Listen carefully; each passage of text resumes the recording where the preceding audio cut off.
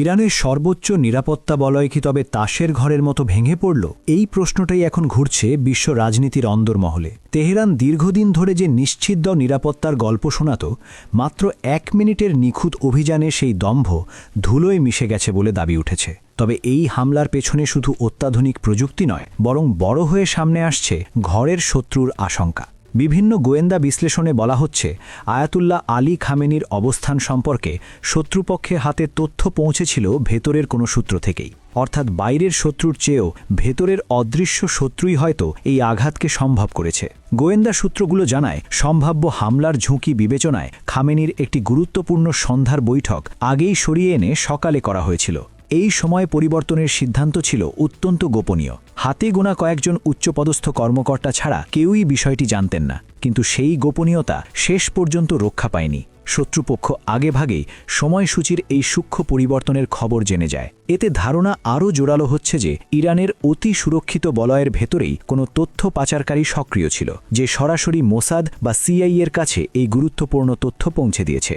এই তথ্যের উপর ভিত্তি করেই নাকি চালানো হয় মাত্র ৬০ সেকেন্ডের ঝড়ো অভিযান। ইরানের সর্বোচ্চ নেতা আয়াতুল্লাহ আলী খামেনিকে লক্ষ্য করে একযোগে ৩০টি শক্তিশালী বোমা নিক্ষেপ করা হয়। যুদ্ধবিমান থেকে চালানো এই হামলায় খামেনি, তার পরিবারের কয়েকজন সদস্য, রাষ্ট্রের শীর্ষ পর্যায়ের কর্মকর্তা এবং প্রায় ৪০ জন সামরিক কমান্ডার নিহত হন। যুক্তরাষ্ট্রের গোয়েন্দা সংস্থা সিআইএ দীর্ঘদিন ধরে খামেনির উপর নজরদারি চালাচ্ছিল বলে বিভিন্ন পশ্চিমা প্রতিবেদনে বলা হচ্ছে। কয়েক মাস ধরে তার অবস্থান, চলাফেরা এবং বৈঠকের ধরন পর্যবেক্ষণ করা হচ্ছিল। বিশেষ করে তিনি যখন শীর্ষ উপদেষ্টাদের সঙ্গে বৈঠকে বসবেন, এমন নিশ্চিত তথ্য পাওয়ার পরই নাকি তেহরানের বিরুদ্ধে যুক্তরাষ্ট্র ও ইসরায়েল যৌথ অভিযান চালানোর সিদ্ধান্ত নেয়। মার্কিন কর্মকর্তাদের উদ্ধৃতি দিয়ে বলা হচ্ছে, অভিযানের ক্ষেত্রে বিস্ময় সৃষ্টির কৌশলই ছিল মূল লক্ষ্য। তাদের মতে, যদি খামেনিকে দ্রুত আঘাত করা না যায়, তবে তিনি আত্মগোপনে চলে যেতে পারেন। এই আশঙ্কা ছিল প্রবল। সে কারণেই সুযোগ হাতছাড়া না করে তাৎক্ষণিক সিদ্ধান্ত নেওয়া হয়। গোয়েন্দা তথ্য,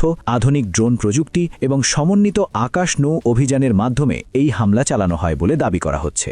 এই ঘটনার পর বিশ্লেষকেরা বলছেন, ইরানের জন্য সবচেয়ে বড় আতঙ্ক এখন আর শুধু বাইরের শত্রু নয়, বরং ভেতরের বিশ্বাসঘাতকতা। কারণ বিশ্বের সবচেয়ে কঠোর নিরাপত্তা ব্যবস্থার মধ্যেও যদি তথ্য ফাঁস হয়ে যায়, তাহলে যে কোনো প্রতিরক্ষা কাঠামোই দুর্বল হয়ে পড়ে। নিখুঁত প্রযুক্তি থাকা সত্ত্বেও মানবিক দুর্বলতা, বিশেষ করে অভ্যন্তরীণ সহযোগীর উপস্থিতি সবচেয়ে বড় ঝুঁকি হয়ে দাঁড়ায়। এই অভিযানের পেছনে মোসাদ এবং সিআইএর সমন্বয় কতটা গভীর ছিল তা নিয়েও আলোচনা চলছে। অনেকে বলছেন, এটি কেবল একটি সামরিক হামলা নয়, বরং দীর্ঘদিনের গোয়েন্দা নজরদারি, ভেতরের তথ্যদাতা এবং সময়ের নিখুঁত ব্যবস্থাপনার ফল।